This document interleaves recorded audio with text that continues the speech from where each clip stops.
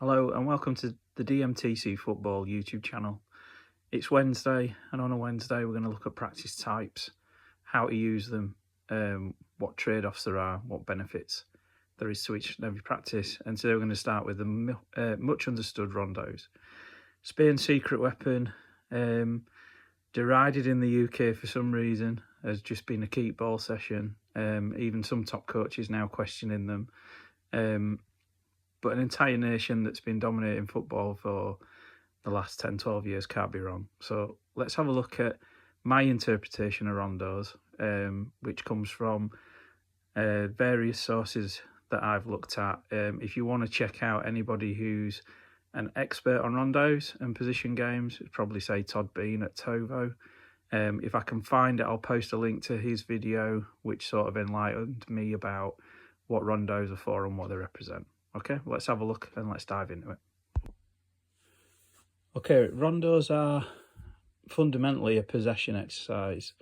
Attackers keeping the ball away from defenders. The classic one that a lot of people see on professional club training videos is where there's maybe 6 players versus 2 in the middle, and they're just popping the ball around, usually 1 or 2 touch. If the player in the middle gets a touch or wins the ball, then say the 10 passed it there, whoever gave it away, they'd normally go in the middle with somebody to either their left or their right. Okay, these are called rondos, like all the other rondos. Rondos apparently means round because it's a round. And people would say it's just a fun exercise before training. This one is just a fun exercise. It's used by professional clubs in the first 15 minutes of a training session that they're required to let the press into. And the reason it's used for the first 15 minutes is because they don't want the press to see anything that they're doing that might be tactical or related to the game. So they allow them in, they bounce the ball around for 10-15 minutes, they kick all the press out, and then they get on with a serious training session. Right, let's have a look at, excuse me, the next stage of rondos, which is probably sort of your 3v1 rondo. Whilst you've got a 3 versus 1, it's more about passing angles and support. So if 11's got the ball, 4's coming to press, where do 9 and 7 show based on how much pressure are they under? If they're being pressed quite heavily, they'll have to show lower. So they give the passing line that the defender can't step onto. If the pressure's a bit further away, they can stay a little bit higher. Also thinking about as the ball moves, for example, the 7, because there's always a spare side if you're doing a 3v1, where do they go to be able to offer angles? The next sort of version that you see a lot is a 4 versus 2. This is when you really start to get into what a rondo's for. Rondos are a way to show the team shape and to show the areas that the ball can be moved around to find ways around or through the opposition. Once you get to 4 players, if you look at the numbers, I've tried to do it so it shows the team. Centre forward, centre back, left wing, right wing. Now, on FIFATrainingCenter.com, with their talent coaches, they've now done some analysis of one of the Spanish youth teams, and they no longer talk in possession about defence, midfield or forwards. They talk about who plays in front of the other team, who plays outside of the other team, and who plays in between the shape of the other team. And this is what this is set up for. You need to have some principles of play in here as to how you want to play. So the Spanish way of playing, in my opinion, is always to play to the highest available player.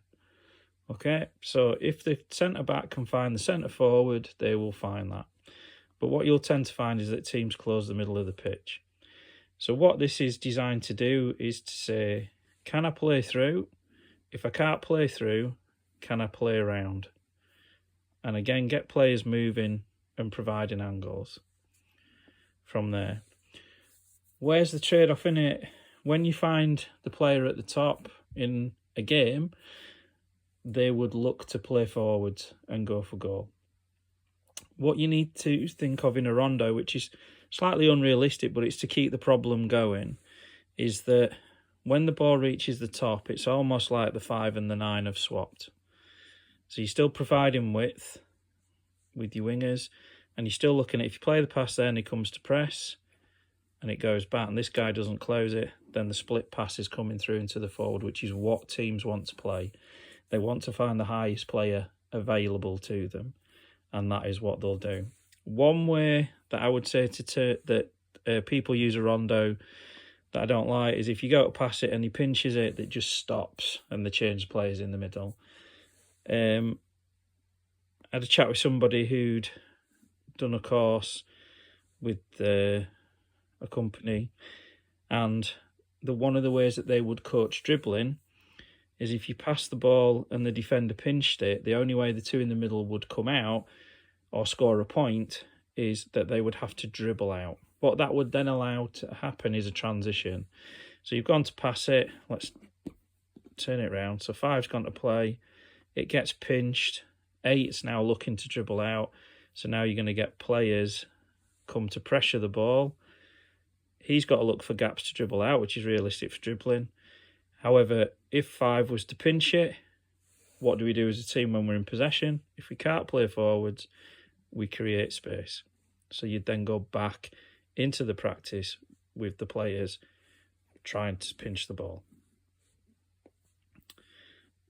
Okay, so now in this practice, you've got what Todd Bean would call in the video, that hopefully I'll posted the link for, you've got your perimeter players. These are players that play in front and outside of the opposition's team shape. Okay, it can be your wingers, it could be your fullbacks. It all depends on your principles as to how you would set this rondo up. Okay, let's have a look at the next step. Okay, the next stage, probably jumped a couple of stages that you might go here if you were gradually building it up with your players, is to add a central player. Now, the central player will typically be your midfielder, but if we go back to the definition of in front, outside, and inside the shape of the opposition, these are now your players that are going to play inside the shape. They play a crucial role, and there's a few things to think about. What I've also done here is I've added fullbacks and wingers. So we're starting to get the shape that we might have when we're in possession of the ball. Who's providing the width? And I'll go through a few little options that this gives you. Firstly, what's the importance of this player? 4 and 8 could push to cover the wings. 5 could be blocking your striker, and 9 is going to come to press. That's making these options harder. Okay, the ball into a central midfielder or an interior player attracts the opponents to the ball. It happens in every single game. When the ball goes in the middle, the defence compacts the middle because the middle of the pitch is the fastest route to goal, and they don't want you playing through the middle. So that player is there to compact the opposition, to allow you to then bounce the ball out wide and go on the outside route. Okay, if the team's already compact around him because they don't want you to use him, when you play wide, it may now be the players move and start to open up. Say you play inside to him there, 5 goes to jump to 11 because he sees it coming. The problem now is that 5 has opened up the pass into the centre forward. So you've got your outside shape. If you play it the same way as we talked about earlier, so if you play it again, that 5 goes to play the pass, 8 pinches it and goes to dribble out, so you've got a bit of transition. He can pass to his mate who can dribble out, and that's a point for the defenders. You play 5 minutes, you sort of 4 in the middle, see how many points the defenders can score. One way I would make it a little bit more realistic myself as well is your aim's to get the ball into the 9. I would say every time you get the ball into the 9, I would just pause the game. I'd give a point, I'd pause the game for say 2 seconds and allow the game to turn around. What happens a lot in rondos is the ball goes into this player and they bounce it straight back, which you might lay the ball back, but wouldn't necessarily happen all the time. So I would personally allow that to happen. What we've got now is we've got the option to play in the middle and compact and create the space wide. We've got the option to play wide, creating gaps in the middle, and go through the middle.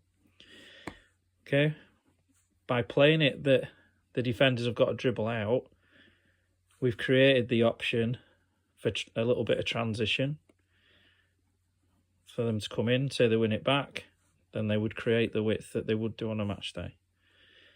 Okay, it's not a position game yet because they're not swapping roles. The defensive team is just trying to get it and get out. We'll have a look at what the difference of a position game is in a bit. But that's your next stage, is add that interior player. You can add more interior players. You can make rondos as big as you like. You could have a whole team rondo if you wanted to. One of the other things that people do, and it's a mistake I've made when I've used rondos in the past, is always talking to players about giving width all the time. If you look at what happens on a match day, you might get that a winger or the two wingers drop in to try and occupy people. That can still have width provided by the fullbacks, but now you've got a few more options to try and move people around, maybe drop in, create a little 2v1 over here, get round him and play in there, and they can always drop back out and drop the width. And now you're just getting players used to what passing options do we have, how can we adjust our team shape in possession, so when we need more bodies in the middle, who can go in, if they go in, who's giving us the width in case you need to come out. So whilst it is a possession game, it's also a structure game about distances and angles. One of the key points made in the video, which again hopefully I've shared, is about not blocking passing lines. So if 4 drops in here to support, is that he doesn't drop there and block the pass to the 2, because now he can come here because you're blocking that pass and he can get you under pressure quite easily. It's about creating the little triangle. So even though you're going to come and help, you're going to still give this as an option, but give yourself as an option as well. So this, when you start to see the triangles appearing, switch this side, and again, you'd come this way. Maybe the ball goes in here, and the midfielders providing a triangle there. Okay, and options to move the ball. So they're sort of the things you would coach the interior players on, where to go and support, but without blocking any particular lines. So what's the difference between a rondo and a position game? A position game, the teams swap jobs, in effect. It is a bit more game-like. So if we look at the classic 4v4 plus 3, so the 3, which are the neutral players that play for the team in possession, will be the 1 here. Ignore the fact he's wearing a number 1. The blank player here, and the other goalkeeper at the top end. The 4 yellows and the 4 blues. Same job, work the ball to the other end, gets you a goal. All the same principles of playing to the guy in the middle. We'll compact him. Even things like playing short, we'll draw them on, which might give you the chance to play a longer one into that player or even into that player. Little concepts like the third man, where you can't find the fullback because there's a player in the way, but you play to the midfielder who pops it off and creates that little option. All these sort of concepts about moving the ball and positioning and angles are all still here. The major difference in a position game is if you give the ball away and the blue then plays in there, that now activates the blues as the team in possession. They would now look to create space. and the yellows would come in to defend. So you've now got players moving from playing within the shape as a defender to when they win it to going out like they would do on a match day. And there's lots of concepts that teams use in this. They use lots of sizes of this. If you go on to Bayern Munich's YouTube channel, their video training, if you've got the patience to go back a few years to when Pep was the manager and filter through a few training sessions, you'll find that he uses this practice, but also he uses large number versions of this where he's got almost a whole team. And again, just to look at where can we move it, where can we rotate it, how can we create space, and things like that. That to me is your next level up from a rondo, so to speak. So if you think about videos that are on our socials, the 6 problems that you face in a game, can you keep the ball, can you play forwards, can you score goals? The only thing that these practices don't have is the scoring goals element. It's about keeping the ball and progressing it, which this has in spades. In terms of defending, regain the ball, stop forward play, protect the goal. Again, you haven't got the element of protecting the goal, but you're going to want to stop the ball into the target player so you can defend that way. So it does replicate the game without having the full chaos of it. The rondo simplifies it right back to the simplest stage, which is keeping the ball but with an element of progressing it to play to the other end. This then starts to add in that you've got to do the attacking and the defending, so the complexity goes up because there's more for you to do. The more players you add in, the more complicated it can become. If you wanted to do a position game with younger kids, all you do is just take players out. So rather than playing 4v4 plus 3, you might just play 2v2 plus 3. There's less bodies, less information. It's easier for the kids to have a look at it, but it's a great way to get into their heads that when we win it, we don't position ourselves like we do when we're out of possession. So we want to get out and create that. One of the myths, and again, one of the coaching issues, and again, I'll hold my hands up, I've done it at other times, is again telling these players that they've got to be stuck on the line. If you watch the professionals do this, they will be stuck on the line because they know that that's where they need to go to create space. Great little start with something like this is just see where the kids go. Do they chase the ball? And then you can start to highlight space and how they can create space to them and just drop it in gradually and build that knowledge up so that they get a bit more out of it.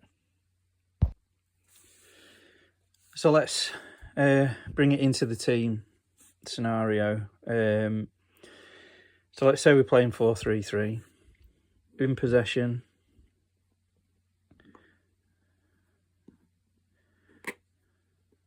so for example with a goalkeeper, the back 4 providing the width. So these become the players that if we were to drop in the cones,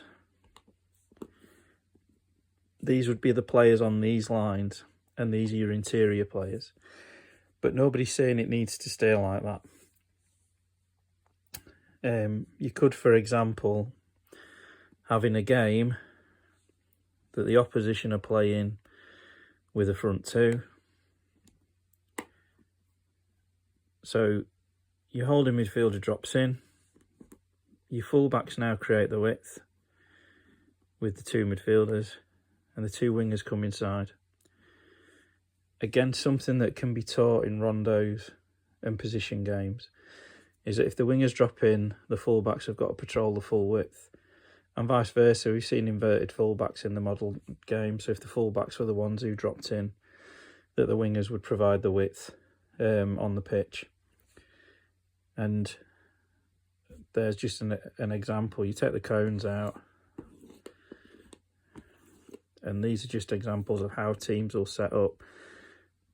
They might want players in the middle so that they can combine or overload a midfield 3. They might just want to play it in the middle to draw the others to the middle of the pitch and get the ball out wide because they think they can win the 1v1s in wide areas.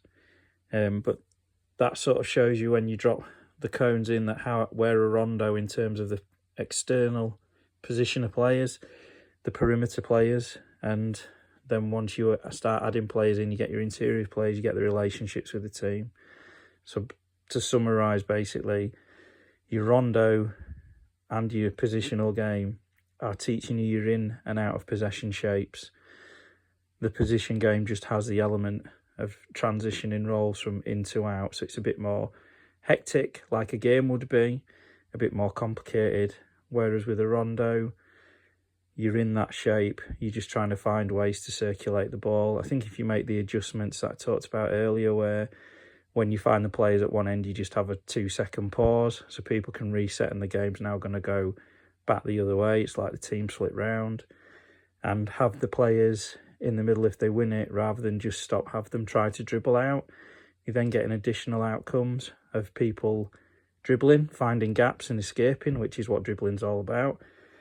And you've got a little element of transition in there as to where they have to close the shape to try and get it back and then open it. And that is essentially what you're trying to show, is that when you're in possession, you want to create space and open the pitch out, and when you're out of possession, you want to close it and get close together.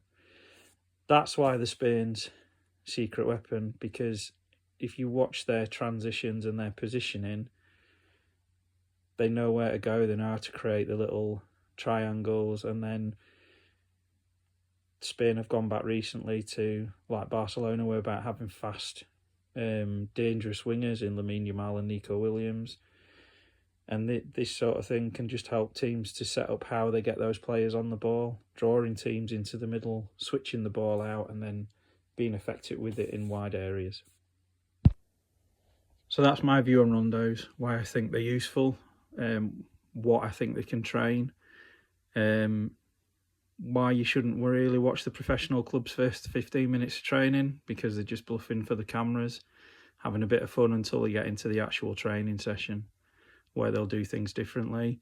But by using this, if you want to help your players learn a little bit about angles and spacing out, I think rondos and position games are a great way to do that, and can be a great way to do it with smaller numbers. If you don't have all the players there, you'd then progress from a position game into either a phaser play or a small-sided game, and just see if they can implement the ideas. Who's going on the perimeter, who's playing in the middle.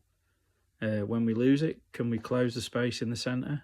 My personal philosophy would always be to close the space in the centre and force the opposition to the perimeter of the pitch, because then you can use the sidelines as an extra defender.